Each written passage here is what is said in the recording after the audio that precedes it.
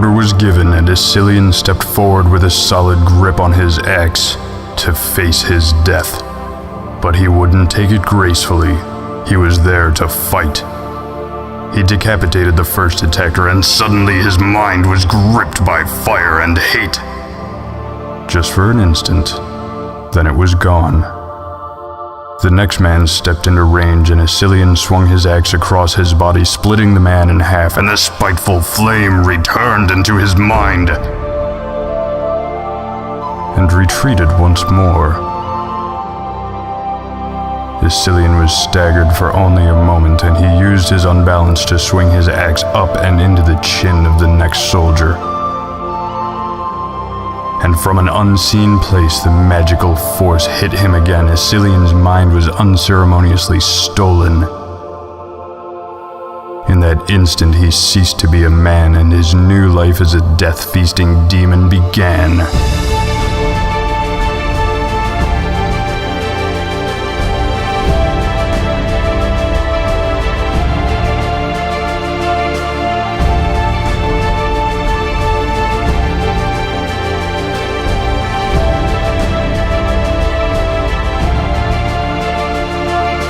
When Isilion became the beast, he eradicated both armies at Cragstand Bastion. Then he headed home and destroyed his farm. He made the same trip he made every fortnight to the market in Alsok, where he slaughtered an entire city of people and carelessly brought the buildings to gravel and splinters. Then he moved on to the next town. And the more he killed, the more death he consumed, the larger, more powerful, and more beast-like he became. Stubs of horns broke through the skin on his temples, and spikes began growing from his spine. His nails became claws, his teeth became fangs, and his skin grew thin and red raw. While ripping up a forest, he came across an ancient tomb hidden amongst the blackened undergrowth. Eager for more death to devour, he ripped apart the tomb in search of corpses, but he found none. All that the tomb contained, in a stone coffer bound with iron latches, was a book.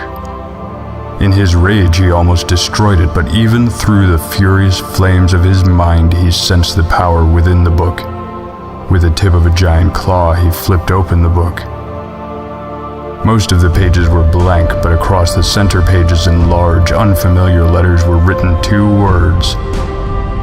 All around the words were hastily written warnings and the jotted tale of an ancient evil whose unmatched power, combined with these impenetrably incomprehensible words, could bring forth unimaginable horror.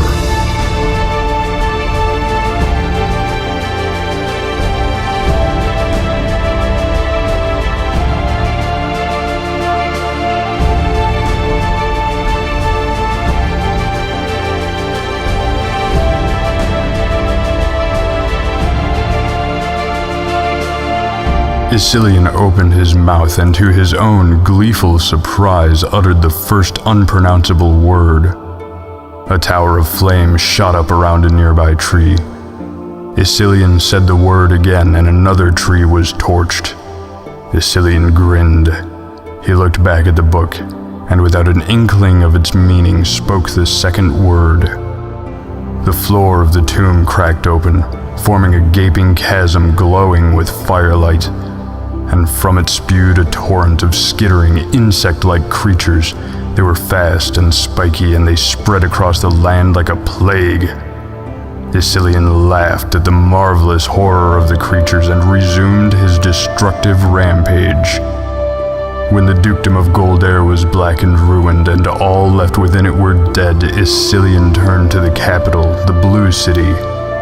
He flattened the city, found the Duke in his castle, stripped away the walls, and pulled the man apart.